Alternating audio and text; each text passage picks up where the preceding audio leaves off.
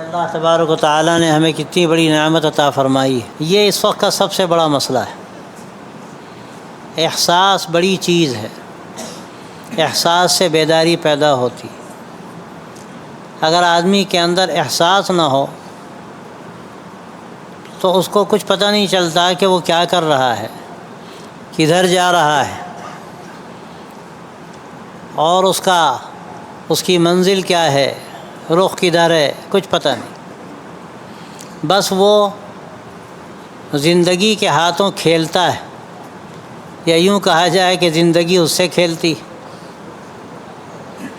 نہ اس کے سامنے کوئی نظام ہوتا ہے، نہ اس کے سامنے کوئی مقصد زندگی ہوتا ہے، اور وہ جو زندگی گزارتا ہے بالکل گویا کہ ایک طرح سے اگر کہا جائے اور تجاوز نہ ہو، جانوروں کی سی زندگی ہوتی۔ بھئی جانور کا کیا قصہ ہے؟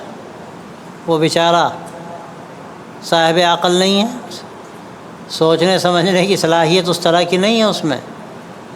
وہ اپنا فائدہ دیکھتا ہے، جہاں اس نے دیکھا کہ کھانے کو مل گیا، سبزی کا ٹھیلا نظر آیا، اس نے منہ مارا، ڈنڈا مارا گیا، ہٹ گیا، پھر وہ ڈنڈا مارنے والا ہٹا تو پھر منہ مارا، انجام سے بے خبر۔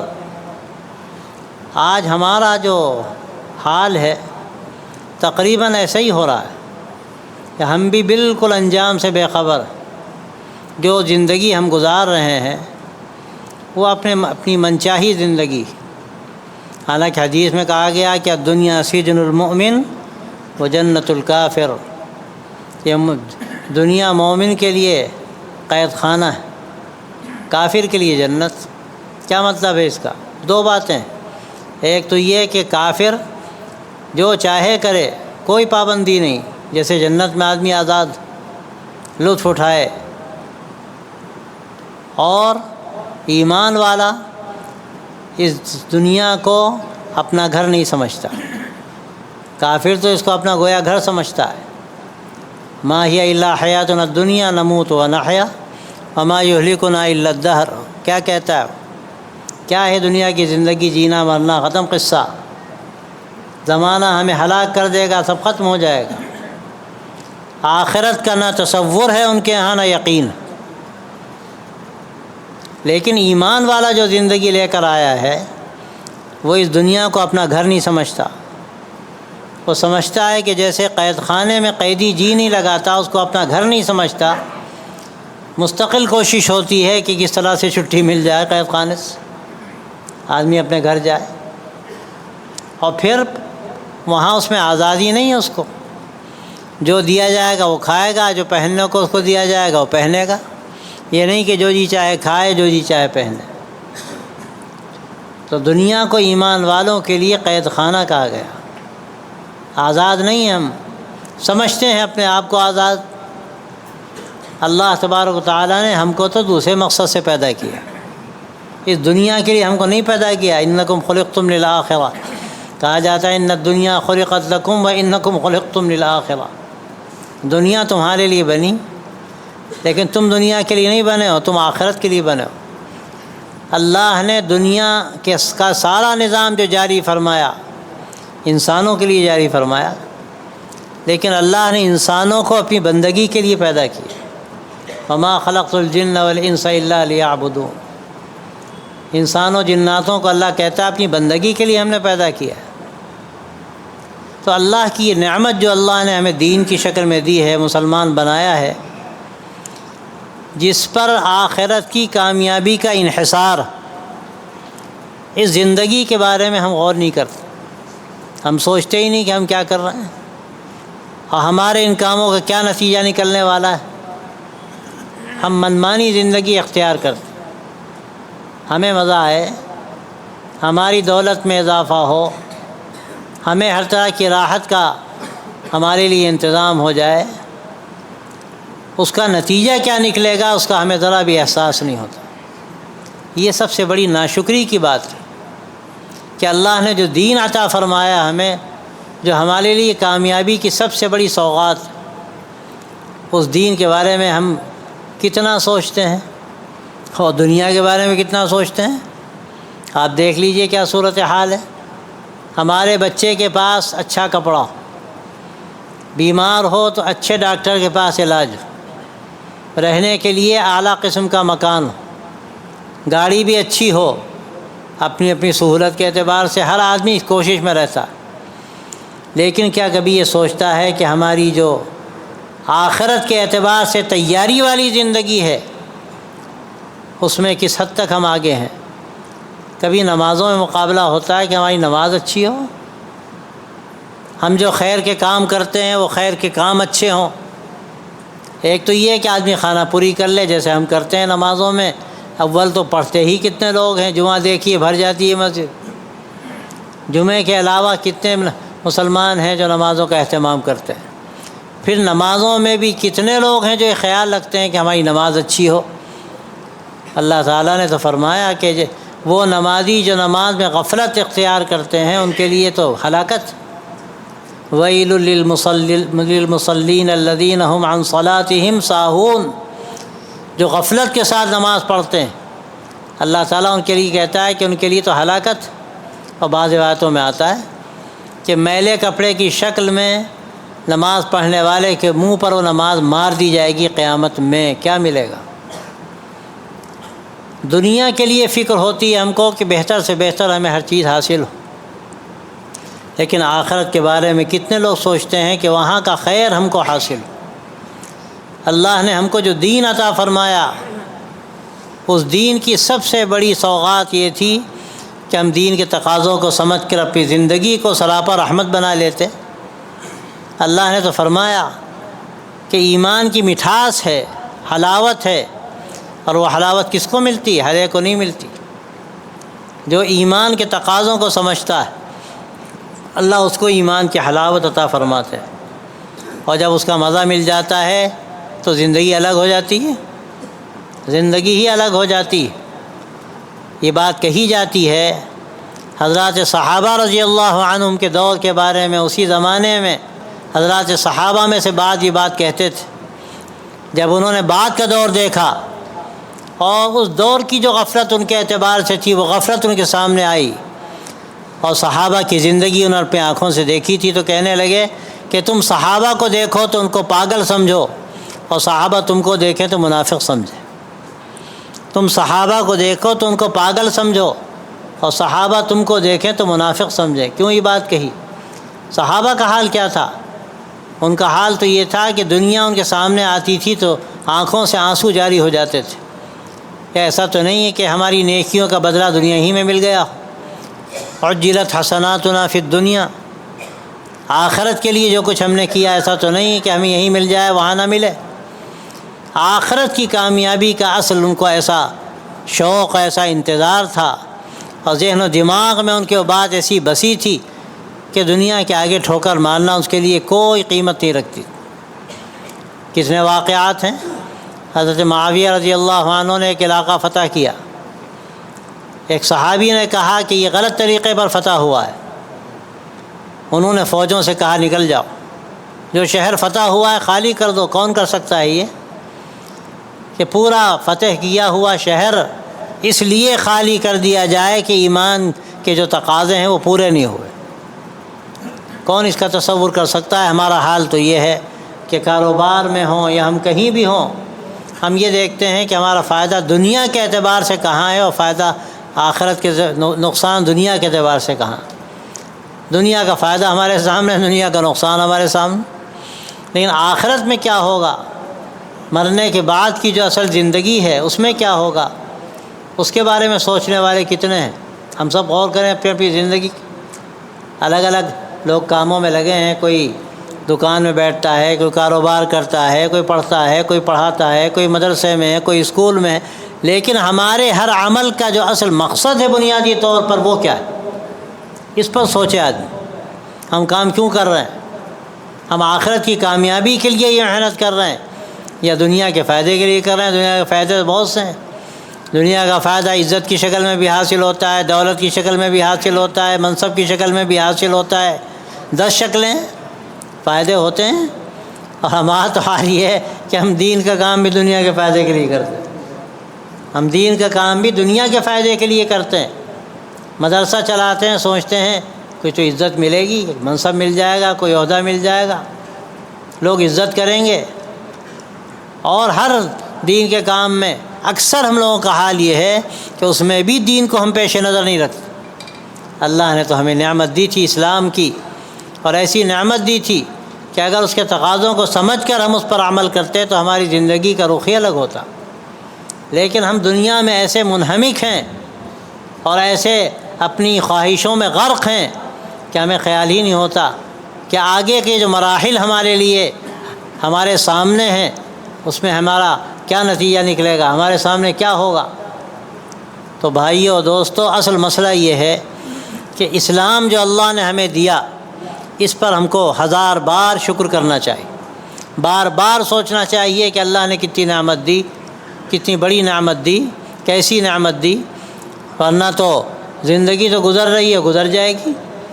لیکن لمحے لمحے سوچنا، اپنے بارے میں غور کرنا اور اپنی زندگی کا جائزہ لینا کہ اسلام کی کتنی چیزیں ہیں جو ہم لیتے ہیں اور کتنی چیزیں ہیں جن کو ہم چھوڑتے ہیں۔ اللہ تبارک و تعالیٰ کیا فرما رہا ہے؟ یا ایھا الذین آمنوا ادخلوا فی السلم کافہ، اے ایمان والو اسلام میں پورے کے پورے داخل ہو جاؤ۔ اللہ تعالیٰ ایمان والوں سے کہہ رہا ہے کہ اسلام میں پورے کے پورے داخل ہو جاؤ۔ کیوں کہہ رہا ہے؟ اس لیے کہ وہ خالق کائنات ہے، نفسیات کا خالق جانتا ہے کہ مسلمان جو کلمہ پڑھنے والے ہیں یا جن کو آبائی طور پر اسلام مل گیا، ایسے غافل ہوں گے کہ ان کو احساس بھی نہیں ہوگا کہ اسلام کیا ہے، اسلام کے تقاضے کیا ہیں، ہمیں کس طرح مسلمان بن کر رہنے کی ضرورت۔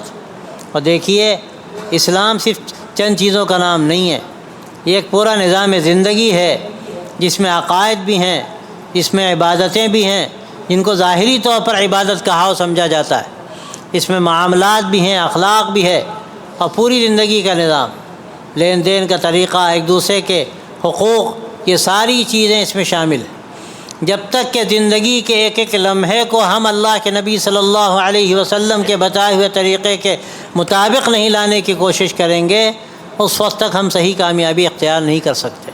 تو اس لیے میرے بھائیوں، اس وقت کی سب سے بڑی ضرورت یہ ہے، ہم کہیں بھی ہیں بڑے دیندار سمجھے جاتے ہیں، کہیں مدرسے میں ہیں یا دنیا ہم کو دیندار سمجھتی ہے، ہم تبلیغ کا کام کرتے ہیں یا اور کسی بھی حیثیت سے ہم کو دیندار سمجھا جاتا ہے، لیکن دیندار سمجھا جانا کافی نہیں، ظاہری دینداری بھی کافی نہیں، جب تک کہ ہمارا ضمیر، ہمارا دل، ہمارا دماغ اسلام میں داخل نہ ہو جائے اور ہم اسلام کے تقاضوں کو سمجھ کر اپنی زندگی اس کے مطابق نہ بنا لیں، اس وقت ہم صحیح مسلمان نہیں ہو سکتے۔ آج اگر اپنی زندگی کو ہم دیکھیں، جہاں دنیا کے تقاضے ہمارے سامنے آتے ہیں وہاں ہمارے لیے بچنا بڑا مشکل ہوتا ہے۔ یوں ہم دعویٰ کرتے ہیں کہ ہم مسلمان ہیں اور اسلام کے تقاضوں کو سمجھتے ہیں، لیکن واقعہ یہ ہے کہ جہاں ہمارے عرف و عادت کی چیزیں اور ہمارے اندر کے تقاضے آتے ہیں اور مقابلہ ہوتا ہے، وہاں ہم ہار جاتے ہیں۔ یا ایھا الذین آمنوا لا تقدموا بین یدی اللہ ورسولہ واتقوا اللہ، اے ایمان والو اللہ اس کے رسول سے آگے مت بڑھو، اللہ سے ڈرو، چوکنے رہو، خیال رکھو کہ ایسا تو نہیں ہے کہ تم اپنی خواہش کو اللہ کے نبی کے حکم کے آگے لے جا رہے ہو، اپنے گھر کے تقاضوں کو، رسم و رواج کو تم اللہ کے نبی کے حکم کے آگے لے جا رہے ہو۔ اور یہ اگر اپنی زندگی کو ہم دیکھیں، جائزہ لیں، تو جگہ جگہ یہ ناہمواریاں ہم کو نظر آتی ہیں۔ شادی کے موقع پر دیکھ لیجئے، ایک خوشی کا موقع ہوتا ہے، آدمی سوچتا ہے چلو اس وقت سارے ارمان نکال لینے دو، لیکن یہ خیال نہیں ہوتا سب کو راضی کرنا، اللہ کو، اللہ کے رسول صلی اللہ علیہ وسلم کو بھی راضی کرنا، یہ خیال ہی نہیں ہوتا۔ ساری خواہشات پوری کی جاتی ہیں، اسراف ہوتا ہے، فضول خرچیاں ہوتی ہیں، ساری رسمیں ہوتی ہیں، جبکہ اللہ کے نبی صلی اللہ علیہ وسلم نے کیا فرمایا؟ اعظم النکاح برکتاً ایسرہ مؤونۃ، کہ سب سے بابرکت نکاح وہ ہے جس میں سب سے کم خرچ۔ ہم اللے تللے خرچ کرتے ہیں، بڑے بڑے شہروں میں آپ جائیے تو اور حیرت ہوتی ہے، کروڑ روپے لوگ خرچ کرتے ہیں، اور وہ شادیاں عام طور سے ان کا نتیجہ اچھا نہیں ہوتا، عام طور پر ٹوٹ جاتی ہیں، طلاق کی نوبت آتی ہے۔ اور ظاہر ہے کیوں نہ آئے جب اللہ کے نبی فرماتے ہیں کہ سب سے کم خرچ ہو تو نگاہ بابرکت، اور ہم زیادہ خرچ کریں گے تو برکت کہاں سے پیدا ہوگی؟ یہ ایک مثال میں نے عرض کی، وراثت کا مسئلہ لے لیجئے، کسی کا انتقال ہوتا ہے تو کیا وراثت کو شریعت کے مطابق تقسیم کیا جاتا ہے؟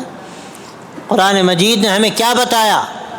یہ وراثت کا مسئلہ ایسا اہم مسئلہ ہے کہ قرآن مجید میں پوری تفصیل ہمیں بتا دی گئی، کیا حق ہے کس کا، سب بتا دیا گیا۔ اب اس کے بعد اگر کوئی وہ حق ادا نہیں کرتا تو لیماری کرتا ہے، وہ اپنے بہن کے گھر میں چوری کرتا ہے، ڈاکہ ڈالتا ہے، اگر وہ بہن کا حق نہیں دیتا، اگر وہ بھائی کا حق صحیح طور پر ادا نہیں کرتا۔ شریعت کے مطابق کسی کے انتقال کے بعد اس کی وراثت کی تقسیم فرض و واجب ہے، اور اگر کوئی کسی کا حق نہیں دیتا، ایک حبہ بھی وہ زائد دیتا ہے، اور جس کا حق مارا گیا وہ کسی صورت سے اس پر راضی نہیں ہے، تو حرام ہے، نجس ہے، نجاست ہے۔ اور ایک قطرہ بھی اگر پیشاب کا نجاست کا آپ ٹنکی میں ڈال دیجئے، پوری ٹنکی نجس ہو جائے گی۔ یہ نجاست جو مختلف شکلوں میں اختیار ہم کرتے ہیں، اپنے مال میں اس نجاست کو داخل کرتے ہیں، ہم زکوٰۃ دے رہے ہیں، ہم اور خیر کے سارے کام کر رہے ہیں، لیکن ہم نے وراثت میں حق نہیں دیا، تو ہم نے نجاست اپنے مال میں شامل کر لی، ہمارا پورا مال نجس ہو گیا۔ اس کی پاکی کی صورت یہ ہے کہ جو جس کا حق بنتا ہے وہ حق ادا کیا جائے۔ وراثت کا مسئلہ بڑا اہم ہے۔ کتنے لوگ ہیں جو وراثت کو شریعت کے مطابق تقسیم کرتے ہیں؟ پھر آپس کے جو کاروبار ہوتے ہیں، مشترک کاروبار، اس میں بڑا دھوکہ ہوتا ہے، آدمی اس میں بھی حق تلفیاں کرتا ہے، اور جہاں موقع ملتا ہے ڈنڈی مارتا ہے، بھول جاتا ہے کہ یہ جو ہم ناجائز طریقے پر حاصل کر رہے ہیں اس سے وہ بے برکتی پیدا ہوگی، اور یہ عجیب بے برکتی ہے کہ نسلوں تک وہ بے برکتی منتقل ہوتی، نسلوں میں اس کے اثرات جاتے ہیں۔ اگر آدمی حلال کمائی کا اہتمام کرے تو حلال کمائی سے برکت پیدا ہوتی ہے۔ اسی لیے اللہ کے نبی صلی اللہ علیہ وسلم نے دعا بھی سکھائی، اکل طعامکم الابرار، نیک لوگ تمہارا کھانا کھائیں، نیک لوگ آئیں گے، ان سے آدمی سیکھے گا، ان کی صحبت میں رہے گا تو اس کا مال صحیح استعمال ہوگا، اور جب مال کا صحیح استعمال ہوگا تو اس میں برکت پیدا ہوگی۔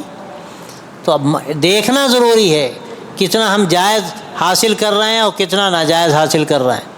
اور اگر آپ تاریخ اٹھا کر دیکھیے، جو بڑے بڑے مشائخ پیدا ہوئے اور بڑے بڑے مصلحین و مجددین پیدا ہوئے، اللہ نے ان کو حرام مال سے بچایا، ان کے گھروں میں یہ اہتمام کیا گیا کہ کہیں حرام مال ہمارے بچے کے پیٹ میں چلا نہ جائے۔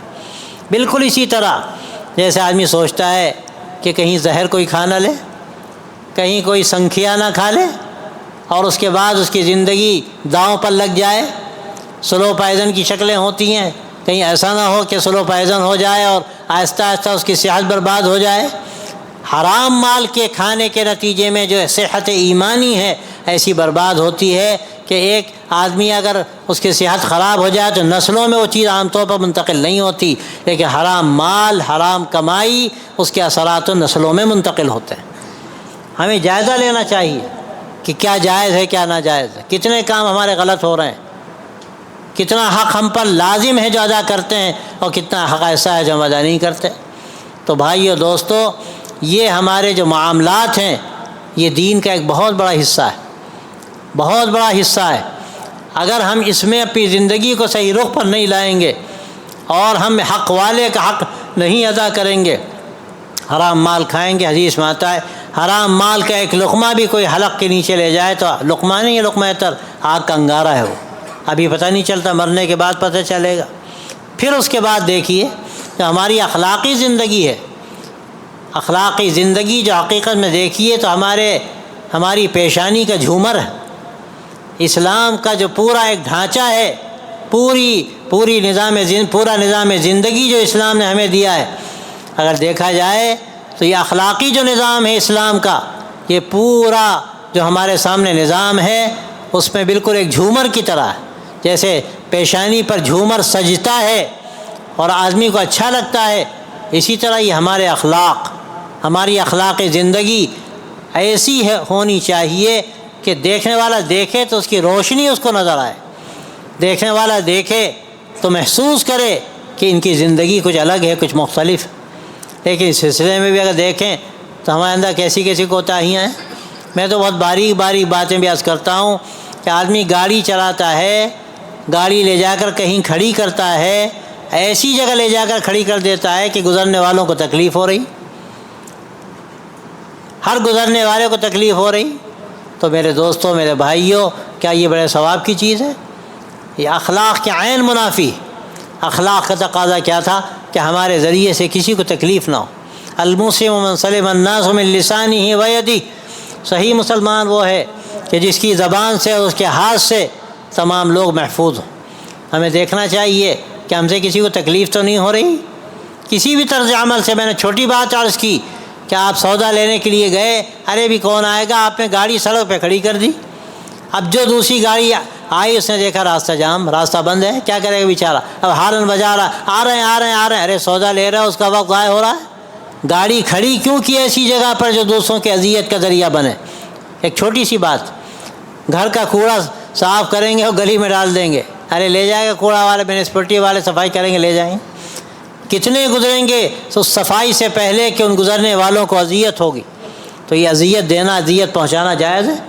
اماطۃ الاذی عن الطریق صدقہ، راستے سے تکلیف دہ چیز کو ہٹا دینا صدقہ ہے۔ تو اب تکلیف دہ چیز کو ڈال دینا صدقہ ہے یا بہت ثواب کا کام ہے یا گناہ کی بات؟ غور کرنے کی چیز۔ بہت چھوٹی چھوٹی باتیں ہوتی ہیں لیکن بعض مرتبہ اس سے جھگڑے کھڑے ہو جاتے ہیں۔ آپ مکان بنوا رہے ہیں، آپ نے ریتی منگائی اور ضرورت کی چیزیں منگائیں، اس طرح گلی میں ڈال دیں کہ وہاں آنے جانے والوں کے لیے مصیبت بن گئی۔ اب سب کہہ رہے ہیں کہ بھائی آپ کیا کرتے ہیں تماشا، آپ کو جو سامان منگانا ہے اندر لے جائیے، آپ نے گلی پہ سامان ڈال دیا، اب ہر گاڑی جو آ رہی ہے جا رہی ہے، گزرنا مشکل ہے۔ اب لڑنے مرنے کو بعد بار تیار ہو جاتے ہیں، ارے کیا حرج ہے، ہم مکان بنا رہے ہیں، آپ کو درد ہو رہا ہے، حسد ہو رہا ہے آپ کو، یہاں سے جھگڑے کھڑے ہو جاتے ہیں۔ ہم کام ہی ایسا کیوں کرتے ہیں کہ جس کی وجہ سے دوسروں کو تکلیف ہو؟ آپ کو سامان منگانا ہے، آپ اتنا منگائیے جس کی جگہ ہے آپ کے پاس، آپ زائد سامان مت منگائیے جس سے لوگوں کو تکلیف ہو۔ آپ گھر کی نالی نکال رہے ہیں سڑک میں، گلی میں، آپ یہ دیکھ کر نالی نکالیے کہ آنے جانے والوں کو تکلیف نہ ہو، تھوڑی دیر کے لیے بھی تکلیف نہ ہو۔ یہ بڑی باتیں ہیں۔ اللہ کے نبی صلی اللہ علیہ وسلم کی مبارک زندگی سے ہم کو یہ باتیں معلوم ہوتی، اور اسلام کی جو ایک پورا اس کا نظام ہے، پوری جو عمارت کھڑی ہوئی ہے، اگر آپ دیکھیے تو عمارت مکمل اس وقت ہوگی، ڈیکوریٹ خاص طور سے اس وقت ہوگی جب ہمارا اخلاقی نظام زندگی بہتر ہو۔ آپ نے عقائد پورے مضبوطی کے ساتھ اختیار کیے، وہ نہیں ہے تو عمارت کھڑی ہی نہیں ہو سکتی۔ وہ تو پلرس ہیں، 4 پلرس آف اسلام، یہ 4 بنیادیں ہیں، اور اس میں شہادتین تو بنیاد اول ہے، وہ تو نہیں تو کچھ نہیں، اور اس کے بعد پھر نماز ہے، روزہ ہے، زکوٰۃ ہے، حج ہے۔ لیکن اس کے بعد جو عمارت آپ تعمیر کرتے ہیں، اور عمارت تعمیر کرنے کے بعد اس کا ڈھانچہ تیار ہو جاتا ہے، پھر ذمہ داری ہوتی ہے آپ کی کہ آپ اس کو ڈیکوریٹ کریں۔ آپ کے بھٹکل میں تو اس کی بڑی اہمیت ہے، ہمارے ہاں تو ڈھانچہ بنا کے لوگ رہ لیتے ہیں، آپ کے یہاں کوئی نہیں رہ سکتا۔ ڈھانچہ بنانے کے بعد اس پہ پتھر لگائے جائیں گے، اس پر لکڑی کا کام ہوگا، اور نہ جانے کیا کیا ہوگا، بہت خرچ ہوتا ہے اس پر۔ جب تمام کام ہو جائیں گے تو اس کا حسن سامنے آئے گا، اور جب تک وہ کام نہیں ہوں گے وہ عمارت کی خوبصورتی سامنے نہیں آئے گی۔ اسلام جو اللہ نے ہم کو دیا، سارا ڈھانچہ ہم نے بنا لیا الحمدللہ، لیکن اس ڈھانچے کو آراستہ تو کیجیے اپنے اخلاق سے، اس کو ایسا بنائیے کہ دور سے دیکھے کوئی تو سوچے اللہ کیسی خوبصورت عمارت بنائی گئی، اس کو شوق پیدا ہو اس عمارت کے اندر داخل ہونے کا۔ یہ خوبصورتی کیا ہے اس عمارت کی، یہ حقیقت میں اگر آپ دیکھیے تو یہ ڈیکوریشن ہے، اخلاق کا ڈیکوریشن ہونا چاہیے۔ ہم نے سارا ڈھانچہ بنا لیا لیکن اخلاق کا ڈیکوریشن نہیں کیا تو بعض مرتبہ تو عمارت پہ رہنا مشکل ہو جاتا ہے۔ کام تو چل جائے گا، راتیں گزر جائیں گی، دن بھی بیت جائیں گے، لیکن کیا آپ رہ پائیں گے؟ جو جتنا زیادہ حسن پسند ہوتا ہے، آسائش پسند ہوتا ہے اور خوبصورتی دیکھتا ہے، اس کے لیے تو اور مشکل ہے۔ تو آپ جس ماحول میں ہیں، آپ کو ہر اچھی چیز اچھی لگتی ہے، تو آپ کو اسلام کی خوبیوں کا خیال کیوں نہیں ہوتا؟ اسلام کی خوبیاں کیا ہیں؟ آدمی لغویات سے بچے۔ من حسن اسلام المرء ترکہ ما لا یعنی، یہ بھی کہا گیا اسلام کی خوبیوں میں سے ہے کہ آدمی لا یعنی چیزوں کو چھوڑ دے۔ اس وقت جو موبائل ہے، اس موبائل کے ذریعے سے ہم کتنے لا یعنی چیزوں میں پڑھتے ہیں، کتنی لغویات پہ پڑھتے ہیں۔ اور میں عرض کرتا ہوں کہ ٹھیک ہے الحمدللہ آپ بڑے متقی پرہیزگار ہیں، آپ اس میں کوئی فحش چیز نہیں دیکھتے، غلط چیزیں نہیں دیکھتے، لیکن کم سے کم درجہ یہ ہے کہ وقت ضائع کرتے ہیں، اپنا وقت ضائع کرتے ہیں، جو چیزیں غیر ضروری ہیں ان میں لگ جاتے ہیں، آپ اپنا وقت ضائع کرتے ہیں۔ یہ چھوٹی چھوٹی باتیں، لیکن اسلام ایسا خوبصورت ڈھانچہ سانچہ تیار کرتا ہے کہ آپ اگر مکمل اسلام کو اختیار کر لیں تو ایسا نمونہ زندگی کا سامنے آئے کہ ساری دنیا دیکھنے کے لیے آئے کہ ماشاءاللہ بھٹکل میں تو ایسا نمونہ ہے جو کہیں نظر ہی نہیں آتا۔ اور میں آپ کو مبارکباد دیتا ہوں، اللہ کا شکر ہے آپ نے اس خوبصورت ڈھانچے کو بہت خوبصورت بنایا، لیکن بہت کچھ باقی ہے، کرنے والوں کے لیے بہت کچھ باقی ہے۔ کچھ چیزوں کا اور خیال ہونا چاہیے، انشاءاللہ اگر وہ خیال بھی پیدا ہو جائے، لا یعنی چیزوں سے بچنا ہے، حرام مال سے اپنے آپ کو بچانا ہے، لوگوں کے ساتھ اخلاق کا اور بہتر طریقہ زندگی اختیار کرنے کی شکلیں ہیں وہ سب ہمیں اختیار کرنی ہیں، یہ اگر آپ طے کر لیں تو آپ دیکھیں گے کہ ایک نئی زندگی آپ کے اندر پیدا ہوگی۔ تو بھائیوں، اس کی ہمیں بہت زیادہ فکر کرنے کی ضرورت کہ ہم مکمل دین کو اختیار کریں۔ یہی بات کہی گئی، یا ایھا الذین آمنوا ادخلوا فی السلم کافہ، اے ایمان والو اسلام میں پورے کے پورے داخل ہو جاؤ۔ اپنی زندگی کا جائزہ لینے کی ضرورت پڑے گی۔ میں بہت الگ جو متفرق باتیں ہیں وہ عرض کر رہا ہوں، اگر شروع سے میں عرض کروں تو الاسلام بضع و سبعون شعبہ، اسلام کے تو بہت سے شعبے ہیں، حدیث میں کہا گیا 70 سے زیادہ ہیں۔ فافضلها قول لا الہ الا اللہ وادناها اماطۃ الاذى عن الطریق والحیاء شعبۃ من الایمان۔ اعلیٰ ترین شعبہ کیا ہے؟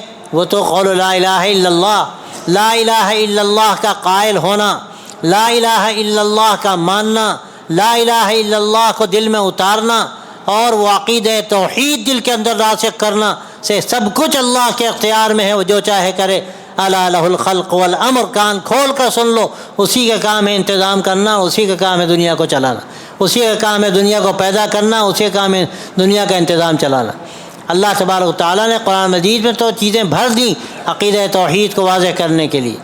پہلی چیز ہے افضلها قول لا الہ الا اللہ، اور فرمایا کہ ایک معمولی حصہ یہ بھی ہے کہ راستے سے تکلیف دہ چیز کو ہٹا دیا جائے، یہ بھی ایمان کا حصہ، ایمان کا تقاضا ہے۔ والحیاء شعبۃ من الایمان، اور حیا بھی ایمان ہی کا حصہ ہے، ایک اہم حصہ ہے۔ آپ صلی اللہ علیہ وسلم نے یہاں تک فرمایا اذا لم تستحی فاصنع ما شئت، اگر تمہارے اندر حیا نہیں ہے جو چاہو کرو، پھر کون روکنے والا ہے؟ یہ حیا مانع ہوتی ہے، روکتی ہے، آدمی کو غلط کاموں سے روکتی ہے۔ تو یہ ایمان کے شعبے ہیں، ایمان کے تقاضے ہیں۔ اب ہمیں اپنے بارے میں سوچنا ہے، غور کرنا ہے کہ ہماری زندگی کتنی اسلام کے سانچے میں ڈھلی ہوئی ہے اور کتنی اسلام سے ہٹی ہوئی ہے، اور پوری زندگی کا جائزہ لینے کی ضرورت۔ اس میں ناہمواریاں ہوتی ہیں، کہیں کوئی کمی پائی جاتی ہے اور کہیں کوئی کمی پائی جاتی ہے۔ بعض لوگ بڑے دیندار نظر آتے ہیں، نمازوں کا تہجد کا اہتمام، لیکن عجیب بات معاملات میں وہ صاف ستھرے نظر نہیں آتے۔ معاملات جب انجام دیتے ہیں تو کہیں نہ کہیں ڈنڈی مار دیتے ہیں۔ ان کو سمجھنا چاہیے کہ اپنی نمازوں کو خراب کیا انہوں نے۔ ایک حدیث میں جو بات کہی گئی، آپ نے پوچھا صحابہ سے جانتے ہو مفلس کون ہے؟ صحابہ نے کہا جس کے پاس روپیہ پیسہ نہ ہو، دینار درہم نہ ہو۔ تو آپ نے فرمایا نہیں، مفلس وہ ہے جو نماز روزے کے ساتھ آیا لیکن کسی کو ستا رکھا ہے، کسی کا حق مار رکھا ہے، کسی کو غلط طریقے پر اس نے اپنی غلط نگاہیں ڈال رکھی ہیں۔ مختلف روایتیں ہیں جس میں مختلف الفاظ استعمال کیا آپ صلی اللہ علیہ وسلم نے۔ حاصل یہ ہے کہ حق مارا، ستایا، پریشان کیا، تو جیسے جیسے اس نے جن لوگوں کے ساتھ ایسا کیا وہ سب آ جائیں گے سارے دعوے دار، اور ہوگا یہ کہ اس کی نیکیاں ان لوگوں کو دے دی جائیں گی، اور جب سب نیکیاں ختم ہو جائیں گی تو دوسروں کی برائیاں اس کے سر ڈالی جائیں گی، اور اس کے بعد کیا ہوگا؟ منہ کے بل کھینچ کر اس کو جہنم میں ڈال دیا جائے گا۔ ہماری جو سماج کی سخت بہت ناہمواریاں ہیں، اس میں یہ بھی ہے کہ ہمیں زبان پہ قابو ہی نہیں، جو جس کو چاہا کہہ دیا۔ غیبت ایک مشغلہ ہے، جہاں 5 بیٹھ گئے، 4 بیٹھ گئے، فلاں ایسا، فلاں ایسا، فلاں نے یہ کام غلط کیا، فلاں نے ایسا کیا۔ ارے بھائی، آپ کو مصلح بنایا گیا؟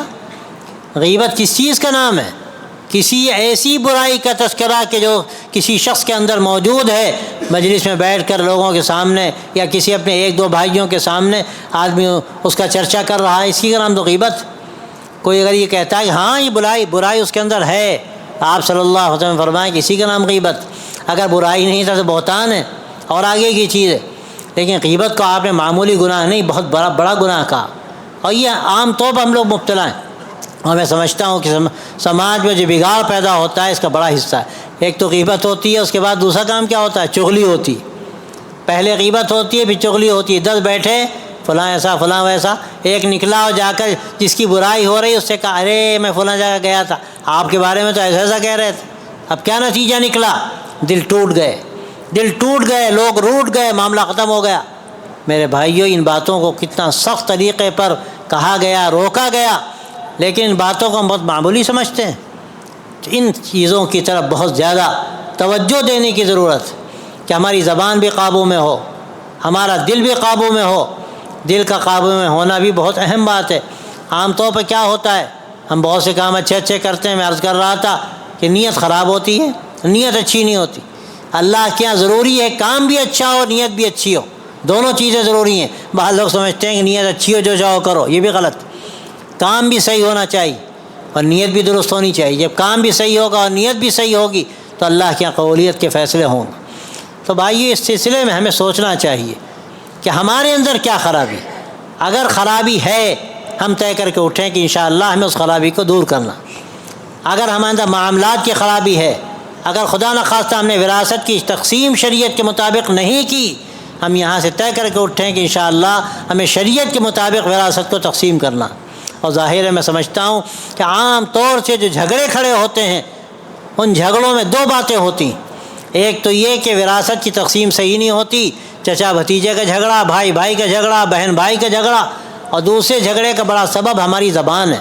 اسی لیے اللہ نے قرآن میں فرمایا یا ایھا الذین آمنوا اتقوا اللہ وقولوا قولا سدیدا، اے ایمان والو اللہ کا ڈر پیدا کرو اور دیکھو زبان کا صحیح استعمال کرو، جچی تلی بات زبان سے نکالو، اللہ دنیا میں کاموں کو بنا دے گا، آخرت میں تمہاری مغفرت کے فیصلے ہو جائیں گے۔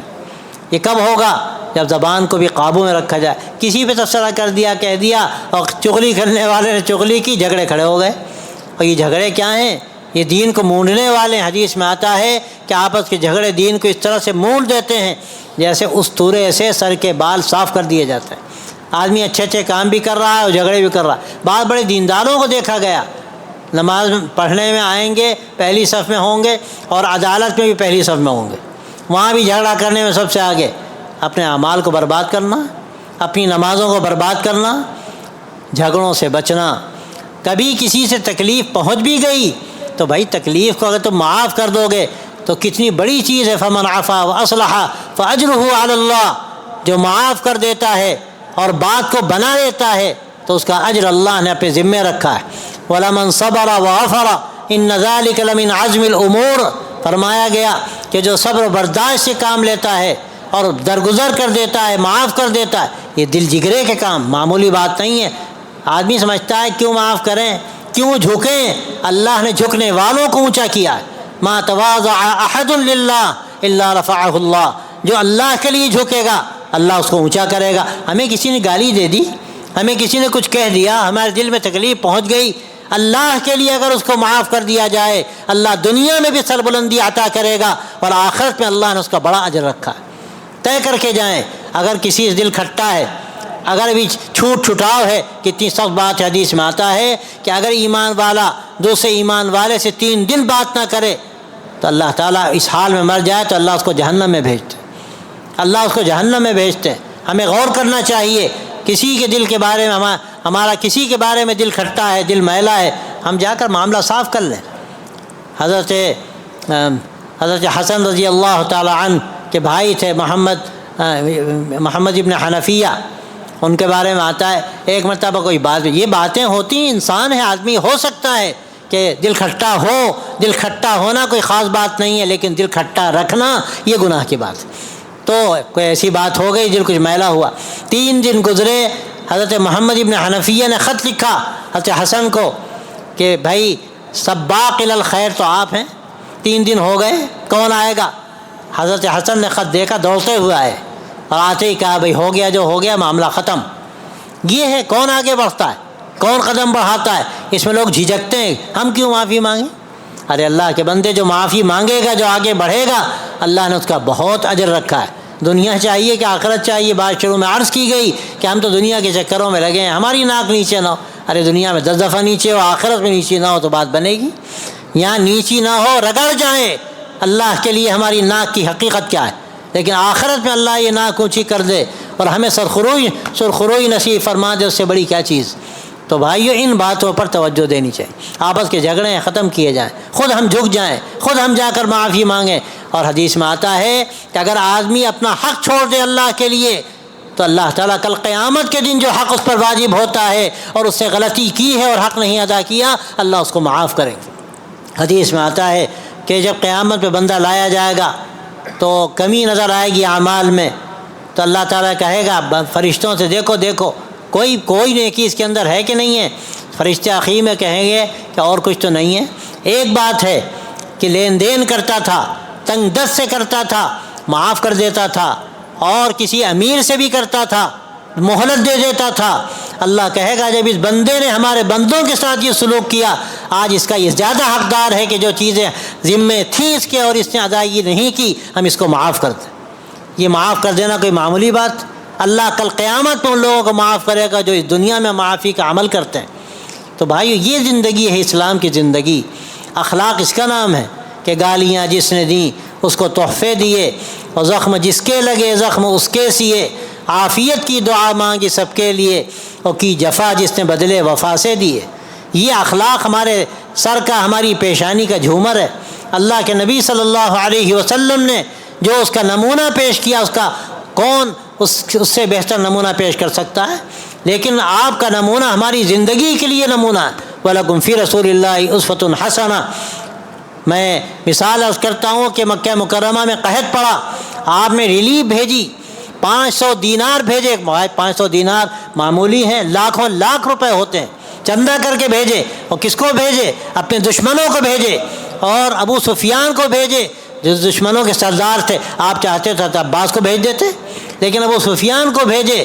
آپ غور کیجئے کیا طریقہ حضور نے ہمیں دیا، دشمنوں کے ساتھ ہمیں کیا برتاؤ کرنا ہے۔ بہت سے لوگ کہتے ہیں پیام انسانیت میں آپ بلڈ ڈونیشن کیمپ کرتے ہیں، جو ہمارا خون لیتا ہے آپ اس کو خون دیتے ہیں۔ ہم نے ان سے کہا یہی تو نبی کا طریقہ ہے، یہی تو نبی کا طریقہ ہے کہ جو قتل کرنے کے لیے آئے وہ انعام لے کر جائے۔ اس کی ایک نہیں نہ جانے کتنی مثالیں ہیں جو سیرت طیبہ میں موجود ہے۔ تو بھائیو دوستو یہ اخلاقی زندگی ہے ہماری، اور مکمل دین ہمارا عقیدے کے ساتھ، عبادات کے ساتھ، حقوق کی ادائیگی کے ساتھ۔ پڑوسی کیا حق بتایا گیا؟ کتنے لوگ ہیں جو پڑوسی کے حق کو سمجھتے ہیں، اور کتنے لوگ ہیں جو حق تلفیاں کرتے ہیں؟ یہاں تک آپ نے فرمایا واللہ لا یؤمن واللہ لا یؤمن واللہ لا یؤمن، قیل من یا رسول اللہ؟ قال صلی اللہ علیہ وسلم من لم یأمن جارہ بوائقہ۔ خدا کی قسم مسلمان نہیں ہو سکتا، خدا کی قسم وہ مسلمان نہیں ہو سکتا، خدا کی قسم صحابہ نے پوچھا اللہ کے نبی آپ کس کے بارے میں فرما رہے ہیں؟ آپ نے فرمایا جس کے جھگڑے بکھیڑے سے اس کا پڑوسی محفوظ نہ ہو۔ ہم دیکھیں ہم کیا کر رہے ہیں، ہماری زندگی کیسی ہے۔ یہ بہت سی باتیں ہماری زندگی کی، اور بہت سی ناہمواریاں ہیں میرے دوستوں اور بھائیوں۔ کل قیامت پہ جب اللہ کی بارگاہ میں ہماری حاضری ہوگی، کس حد تک ہم برداشت کر پائیں گے؟ کتنی ہم سے غلطیاں ہو رہی ہیں۔ اللہ تعالی ہمارے نام اعمال کو روشن کر دے، اور ہماری غلطیوں کو سمجھنے کی ہمیں توفیق دے، اور ان سے بچنے کی اور توبہ کرنے کی ہمیں توفیق دے۔ وہ دن جب آ جائے گا قیامت کا، پھر وہاں کوئی پوچھ نہیں ہے، وہاں آدمی سوچے کہ موقع مل جائے دوبارہ چلے جائیں، اور کہے گا قرآن مجید بیان کرتا ہے کہ کہیں گا وہ جہنم میں جانے والا اے اللہ میاں ایک موقع اور دے دے، موقع دے دے، ہم چلے جائیں گے، خوب اچھے اچھے کام کر کے آئیں گے۔ اللہ کہے گا ہو گیا، امتحان ایک مرتبہ ہوتا ہے۔ یہ تو یہ دنیا ہے جہاں ضمنی امتحان بھی ہوتا ہے، وہاں ضمنی امتحان نہیں ہوتا۔ امتحان ہو گیا اور آسان کتنا اللہ نے کر دیا، پرچہ بھی دے دیا اور سوالات کے ساتھ جواب بھی بتا دیا۔ اب تم کرو، یہ جوابات ہیں تمہارے سامنے، عمل کر کے لاؤ۔ اب اگر اس پر عمل ہے ہماری زندگی کا، وہ کامیابی کا راستہ مل گیا، وہاں ہو گئی سرخروئی۔ اور اگر یہاں ناکامی ہو گئی اعمال کے اندر، پھر بہت بڑا مسئلہ ہے وہاں آخرت میں۔ تو بھائیو دوستوں، میں نے آیت جو پڑھی آپ کے سامنے، اس آیت شریفہ میں اللہ نے یہی بات فرمائی، یا ایھا الذین آمنوا ادخلوا فی السلم کافہ، اے ایمان والو اسلام میں پورے کے پورے آ جاؤ۔ آدھا تیتر آدھا بٹیر نہیں چلتا، آدھا پاؤں مسجد میں آدھا پاؤں باہر، مسجد میں مسلمان، بازاروں میں کچھ نہیں، چھٹی۔ کاروبار کرنے پر آئے تو سب بھول گئے کیا حرام ہے کیا حلال ہے۔ تعلیم کے راستے میں آئے تو بچے کو بھیج دیا شرک کرے یا کفر کرے؟ اللہ کے بندو، یہ ہماری آخر کس حد تک ہمارا زوال ہے، انحطاط ہے کہ آدمی ایمان کا سودا کرے۔ ہمیں اپنے بچوں کی بھی فکر کرنی ہے، نئی آنے والی نسلوں کی فکر کرنی ہے، اپنی بچیوں کی فکر کرنی ہے، شادیاں سادگی کے ساتھ کرنی۔ دنیا کی جو حرص ہمارے اندر پیدا ہو گئی، لوگ دولت دیکھتے ہیں۔ میں نے تو وہاں خواتین کے مجمع میں 2 مرتبہ کہا یا 3 مرتبہ کہا، شادیوں کو سادہ کرو۔ مطالبے کرتے ہیں لڑکا اتنا کمائے گا تو شادی ہوگی، اپنی قبر میں لے جائے گا کیا؟ تم بھی اس کی دولت کو اپنی قبر میں لے جاؤ گی؟ ارے کسی نے تمہیں پیغام بھیجا، ایک صالح نوجوان ہے، میں کہتا ہوں غریب ہے لیکن ایمان کی دولت ایسی دولت ہے کہ 1000 دولتیں اس کے آگے قربان، اس کے بعد رشتہ قبول نہ ہو۔ اس مزاج کو بدلنے کی ضرورت۔ اپنے گھروں میں خواتین کو بھی سمجھائیے دنیا کیا ہے، دنیا کی حقیقت کیا ہے۔ تو بھائیو، یہ جو ہمارے سماج کی یہ ناہمواریاں ہیں، ہمیں ان کو دور کرنے کی ضرورت۔ میں عرض کر رہا تھا کہ ماشاءاللہ بھٹکل تو ایک بہت ہی مثالی ایک قصبہ ہے، ایک آپ شہر کہہ لیجیے، کچھ بھی کہہ لیجیے، آپ لوگ تو گاؤں کہتے ہیں، حالانکہ ہمارا کہ 100-200 گاؤں یہاں آ جائیں گے۔ ایک اللہ نے آپ کو بہت بڑا انعام بخشا ہے کہ آپ ماشاءاللہ ایک خاندان کے لوگ ہیں، یہاں رہتے ہیں۔ تھوڑی سی کوشش، تھوڑا سا ارادہ اور تھوڑی سی ہمت آپ کے سماج کو ایسا بنا دے گی کہ شاید ساری دنیا کے لیے نمونہ بن جائے، ساری دنیا کے لیے نمونہ بن جائے۔ لیکن کب ہوگا؟ جب پورے دین کو ہم اختیار کرنے کی کوشش کریں۔ اسی کی ضرورت ہے، اور یہی میں چند باتیں عرض کرنا چاہتا تھا۔